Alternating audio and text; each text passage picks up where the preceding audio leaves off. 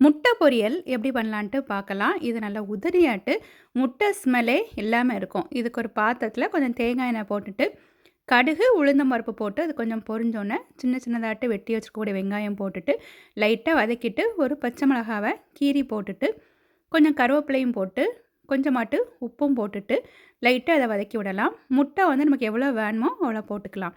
ஒரு நிமிஷம் வெயிட் பண்ணிட்டு, அப்புறமாட்டு இத நல்லா இந்த மாரி கிளறி விட்டுக்கணும்.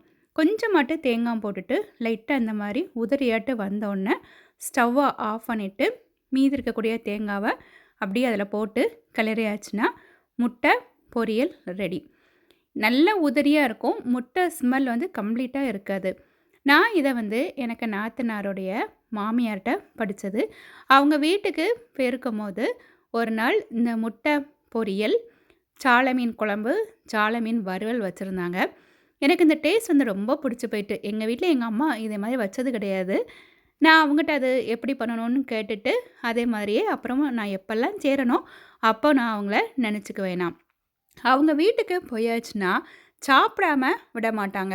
ஈவினிங் நேரம் போயாச்சுன்னா, அ அவங்க மாமனார் வந்து எப்படியாவது எங்கேயாச்சும் போய் பஜ்ஜி, வடை அப்படின்ட்டு வாங்கிட்டு வந்துருவாங்க. எப்போ போனாலும் டீ குடிக்காம நம்மள விடமாட்டாங்க. லஞ்ச் டைம் போயாச்சுன்னா கண்டிப்பா சாப்பிடணுன்ட்டு அவ்வளோ இதாட்டு சொல்லுவாங்க. நான் வந்து இங்க பஹ்ரைனுக்கு வரும்போது அவங்கள்ட்ட எப்பவும் போய் நான் பிளெஸ்ஸிங்ஸ் வாங்குவேன். இது 2019ல அவங்கட்ட போய் பிளெஸ்ஸிங்ஸ் வாங்கும்போது, அ அவங்க மாமனார், மாமியார் எனக்கு பிளெஸ் பண்ணி தந்த ரூவா எனக்கு. எனக்கு அது வந்து ரொம்ப ஒரு பெரிய பொக்கிஷம் போல. அவங்க பிளெஸ்ஸிங்ஸ் வந்து எனக்கு இருந்த மாரி இருந்துச்சுது. அவங்க 2 பேரும் இப்ப இல்லாட்டாலுமே, அவங்களுக்கு பிளெஸ்ஸிங்ஸ் வந்து எப்பவும் எனக்கு இருக்கிற மாதிரி எனக்கு ஒரு ஃபீலிங். எப்பல்லாம் முட்டை வறுவல் பண்றேனோ, அப்பல்லாமே நான் அவங்கள நெனச்சுக்குவேன்.